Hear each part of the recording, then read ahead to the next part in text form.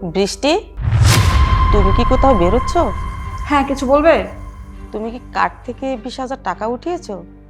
আমার মোবাইলে মেসেজ আসলো। হ্যাঁ মা, আমি আমার ফ্রেন্ডসদের সাথে শপিংয়ে গিয়েছিলাম। সেখানে একটা ঘড়ি আমার খুব পছন্দ হয়েছিল, তাই নিয়েছি। জানো মা, ঘড়িটার দাম না 40,000 টাকা, বাট অফারে 20,000 টাকা দিয়ে দিয়েছিল, তাই আমি নিয়ে নিয়েছি। তুমি বলো তো মা, 20,000 টাকায় কি আমি ঘড়িটা পেতাম? বৃষ্টি, তোমার কি মাথা খারাপ হয়ে গেছে? তুমি খুব ভালো করেই জানো যে তোমার বাবার পেনশনের টাকা এই অ্যাকাউন্টেই আসে। দেখো, আমি তোমাকে শুধু কার্ডটা দিয়েছি এই জন্য যে তুমি তোমার প্রয়োজনে টাকাটা খরচ করতে পারো, আর তুমি কিনা এইভাবে টাকা নষ্ট করছো। কি মা, কোথায় আমি টাকা নষ্ট করেছি?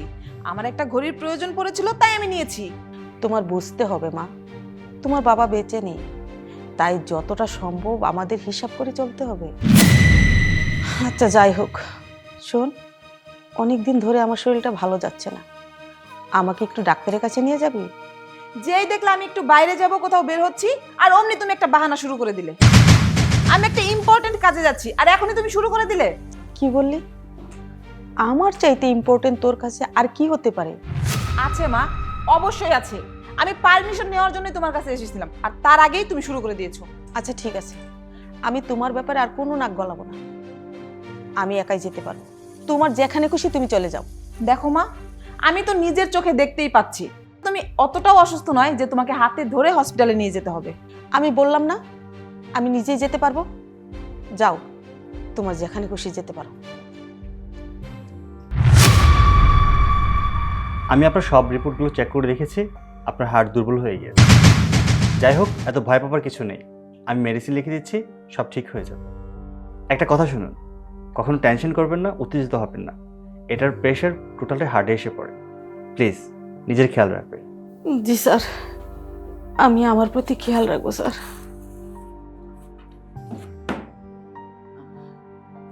আসি স্যার।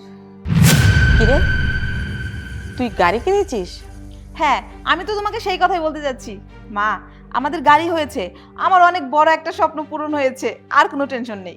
তুই এত টাকা কোথায় পেয়েছিস? কেন, বাবার অ্যাকাউন্টে যে 10 লক্ষ টাকা ছিল, সেই টাকা দিয়ে গাড়ি কিনেছি, আর বাকি টাকাটা কিস্তিতে দিয়ে দেবো। তুই অ্যাকাউন্ট থেকে সমস্ত টাকা উঠিয়ে গাড়ি কিনেছিস? আরে কয়দিন পর এই সংসার কি করে চলবে? সেটা নিয়ে তোমার ভাবতে হবে না, সেটা আমি দেখে নেবো, বাদ দাও তো। তুই দেখে নিবি মানে? তুই কি দেখে নিবি? মা, মা কি হলো তোমার? মা তুমি ঠিক আছো? মা, মা, মা, ও মা, মা কথা বলো। মা, মা তোমার কি হলো? মা, ও মা, মা। আপনার মা হার্ট অ্যাটাক করেছে, ওনার অবস্থা খুবই খারাপ, দ্রুত অপারেশন করতে হবে। আপনি যত তাড়াতাড়ি পারেন 20 লাখ টাকা আমাদের রেজিস্ট্রেশনে জমা দেবেন। 20 লক্ষ টাকা? স্যার, এত টাকা আমি এই মুহূর্তে কোথায় পাবো? দেখুন, সেটা তো আমি জানি না, এটা আমাদের হসপিটাল সিস্টেম। আপনাকে আগে টাকা জমা দিতে হবে, তারপর রুগী অপারেশন থিয়েটারে যাবে। স্যার, আমি আজকেই 10 লক্ষ টাকা দিয়ে গাড়ি কিনেছি। আমি চাইলে গাড়িটা এক্সচেঞ্জ করে 10 লক্ষ টাকা ফেরত এনে দিতে পারবো, বাট বাকি 10 লক্ষ টাকা, স্যার প্লিজ স্যার, আপনি মায়ের অপারেশনের ব্যবস্থা করুন। আমি 10 লক্ষ টাকা জমা করে দিচ্ছি, আর বাকি টাকাও ব্যবস্থা করে ফেলবো। আচ্ছা ঠিক আছে, আপনি 10 লাখ টাকা দেওয়ার ব্যবস্থা করুন, আমি আপনার মায়ের অপারেশনের ব্যবস্থা করতেছি। আচ্ছা ওকে স্যার।